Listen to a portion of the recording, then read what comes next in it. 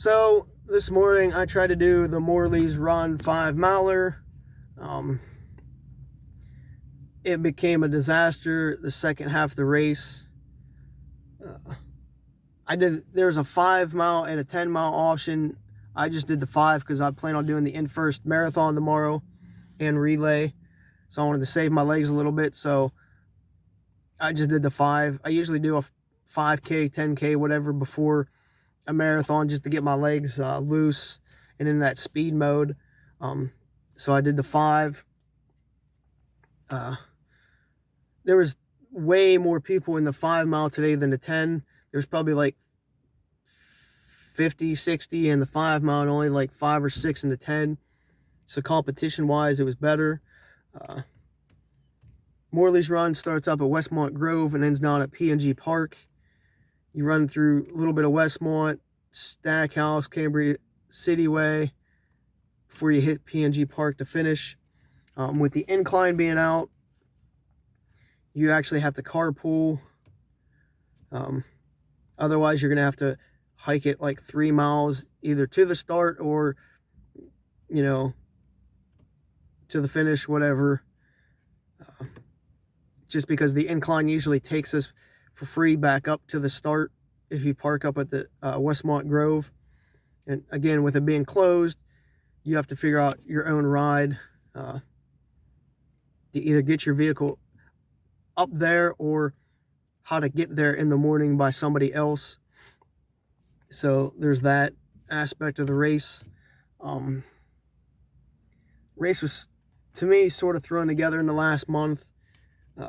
I asked about it months ago, I think back in February or March, and they said they'd get back to me because somebody quit and like to get permission. And then a couple months ago, they got back and said that it's going to be a go on this date, which is November 5th. And then I never heard nothing forever, and people kept asking. And then about maybe a month ago, if that, is when registration popped up online, and some information, but not too much.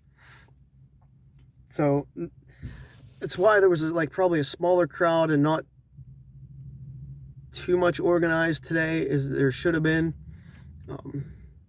But whatever, maybe next year it'll be better. So we start at the end of Westmont Grove. 10 milers go straight towards the incline. Us 5 milers, we made a quick right downhill a little bit. I can't remember where all the 10 goes. I'd have to look at my maps, so I'll just talk about the 5. So it's a nice little downhill for a 10th or 2. And then we turn on this road and do a nice little climb before hitting Stackhouse. A couple people took off right away at the start. I just hung back because, again, I was only going to go as hard as I needed to today, save my legs for tomorrow. So I just hung back and I was like, yeah, I'll see you guys in a minute or two. And then like some woman took off right away out in the lead, like redlining. And I was just like, yep, all right, I'll see you in a second. And as soon as we hit this one hill, I just kept my steady little pace and just beat-feeded it right up past her and went in the first. There was a little, I guess, moped who was leading the way today. He led, well, yeah, he was the lead car, but he was on like the little moped, so he could run through Stackhouse a little bit and get around Stackhouse to lead us. But by the time I hit like Stackhouse, I had like a minute lead, and even halfway through Stackhouse, I opened it up to probably 3 minutes-ish. Because we did this big U in Stackhouse, and I'm on the lower level of it, and I'm looking up, and I don't even see people on the upper level yet. So I definitely had a couple minutes right away in Stackhouse. Stackhouse was pretty much, well, pretty marked pretty well. There was a couple ribbons on some trees, and you really couldn't get lost too much in Stackhouse because it pretty much hugged the main arteries, at least for the 5 mile. So however we did it, I think from Brownstown entrance, and then did that little U, and then we hit the main artery of Stackhouse that goes from the top to the bottom. We hit that. It took it the whole way down. There was a lot of leaves in Stackhouse today. Hit that one little moist section on the top. But as I was looking back, and even in Stackhouse, that long straight section, there was nobody in sight behind me. I was just like, all right, so we could pull back a little bit. I did. You know, trying not to burn out. I'm, you know, going fast, doing like 6s or something like that. So there was no point in me going faster. So I just stayed steady, kept my heart rate down, my breathing down, you know, just try not to push too much.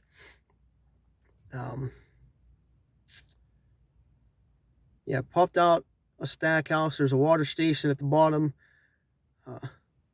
Trailhead at Stackhouse. Ran down the road a little bit till we hit D Street. There was a guy there waiting for traffic. We got across. And then we, where the Stouffer's repair shop now is. I think it's Stouffer's. Yeah, we crossed there. There's two guys talking. They get out and stop traffic as we came through. I mean, I'm looking back the whole time, like right at that red light by that Stouffer's repair. There's nobody in sight. Like, and you could see like a good, like we'll say half mile back. So I have a solid 3 to 5 minutes right there, easily, from whoever was second at the time. Then we go across the red light, pop out at Ideal, look back again. There's nobody in sight, nobody coming. We turn right towards the wire mill, and this is where shit went sideways. I didn't see any markings on the ground. There was nobody there for traffic.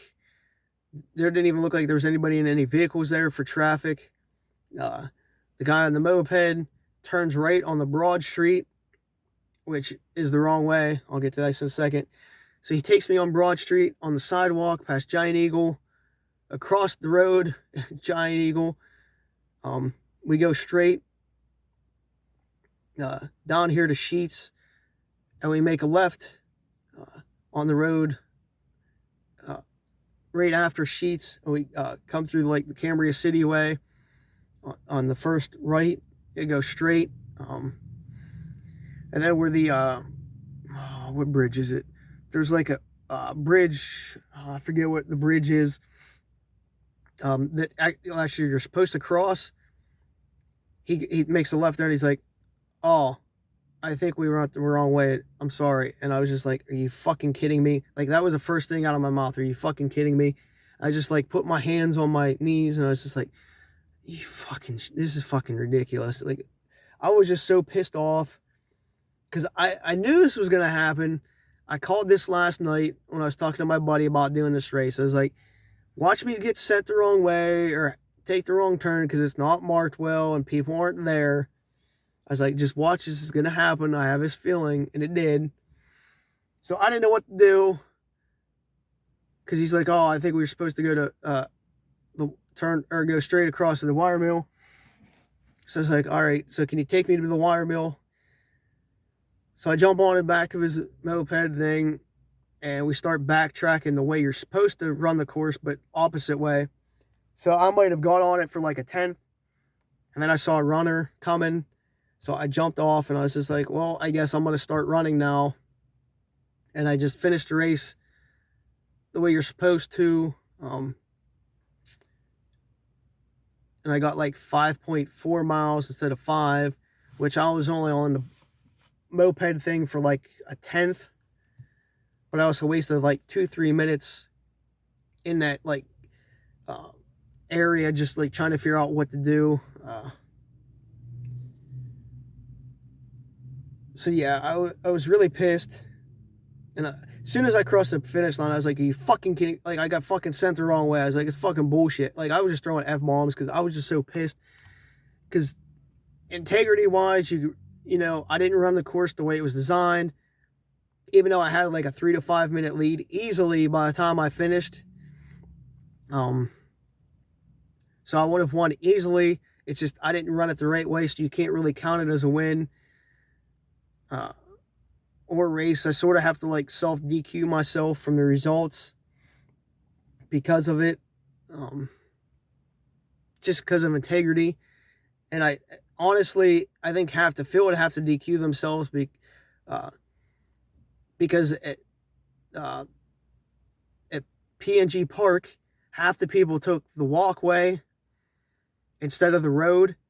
So people, when you cross this bridge by the U-Haul and JWF, the bridge it crosses right there, you're supposed to make a right, head towards P&G Park, but you're supposed to stay on the road there and come into the P&G Park on the roadside. Well, people started taking the walkway, and we're going to end up circling around the other way, which would have just given them, say, like an extra 1/10 of a mile. But again, they weren't running the course the way it was designed. So technically, you know, they also would have to DQ themselves, even though they were not, like we'll say, like middle of the pack, back of the pack. But you don't know this, what you're supposed to do, because there's no markings whatsoever once you cross the bridge. There was like a little orange triangle was actually on the left, but they weren't like race arrows or anything like that. So if you don't know the course or were told what to do, you know, you just guess. You're a 50-50 guessing what you're supposed to do there. So that's what people did, 50-50. 50% went to the walkway, 50% stayed on the road, because those people who were on the road, I think, all done the race before, so they knew what to do. The ones that didn't do the race before took the walkway. So again, there should have been somebody there telling people what to do. So after like 20 minutes after me finishing and people just coming in, they finally sent somebody down there to tell the people to go the right way. So then everybody else started going on the road to finish the race. So again, another disaster. And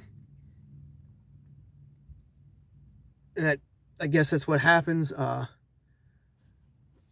it all started, I would say, at least for me, it all started at the wire mill, having nobody there for traffic, because that's huge intersection. I don't know if somebody was there after we came through, but I know when I came through, there was nobody there, nobody even waiting to like start directing traffic. And that's just a dangerous intersection for somebody to get hurt. I'm assuming somebody was there afterwards, but I can't speak to that. I'd have to talk to some people tomorrow about it. And I didn't see no arrows to supersede the guy leading me. I could have missed it. I'm going to go check it on the way home and see if there was any arrows that we would have that I missed just following him. If there wasn't, you know, again, that wouldn't be on me, or that'd be on the race. Because if I would have saw an arrow going across the road, I would have superseded the dude leading me and ran across. Because I've done this a couple years ago, and I thought we were supposed to go across, but with some changes and stuff like that, I was just like, all right, follow him, because he obviously knows what he's doing, because up to then, he led me the right way. So I was just trusting him. So yeah, so that was a disaster. And then some of the other turns, and like again, like right at the end there again, at that after crossing the bridge, you know, not having anybody there or any arrows or indication what you're supposed to do there was another mishap.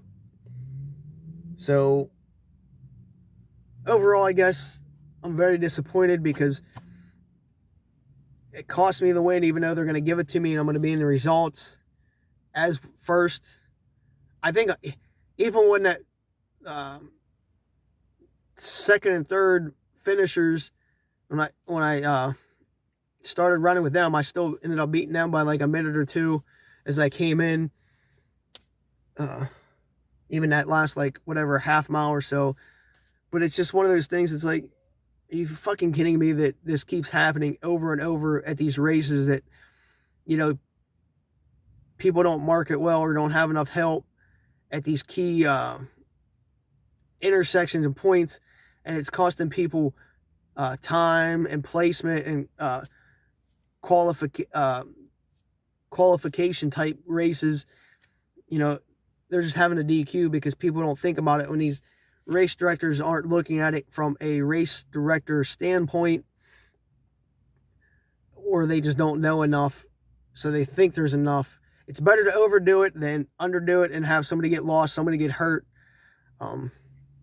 So like today, I basically wasted my Saturday morning. I wasted money on gas. I had my dad come up and watch me. So that was another disappointment because he didn't get to see me actually like take home a honest win. You know, I'm going to have one less win now that I could have because of this race. That marks like 3 for the year. Amongst how many other times I got sent the wrong way. Just stuff like that. I just basically wasted my day and time and money because things aren't set up the way they should be, and I'm pissed and aggravated about it. You should have seen me at the finish line just fuming. So will I be back? Probably, just because it's a local race and it's a good crowd of people. It's things got to change and be fixed and whatnot. I don't know. Just another day, another race where I get screwed, not because of my own stupidity, but because of somebody else's, and shit keeps happening more and more and more to me. I guess it's one of those things. It's awesome to be in the lead and have the vehicle be in front of you, but it has its downfalls too. And being in the lead, you know, not even just having a vehicle, but you know, running the course and then them fixing stuff after the fact that you come through because you tell them, hey, this is wrong, you got to fix this before somebody gets hurt or goes the wrong way. It's happening way too much and it needs to stop. So, end of rant. That's my race recap for today. Another disappointing day. We'll see what happens tomorrow. Maybe tomorrow it's on rail trail, so it's an out and back. So guess what? Shouldn't get lost, shouldn't get sent the wrong way. And it shouldn't be that bad because it's an established race. So it's a plus. So here's to tomorrow being better.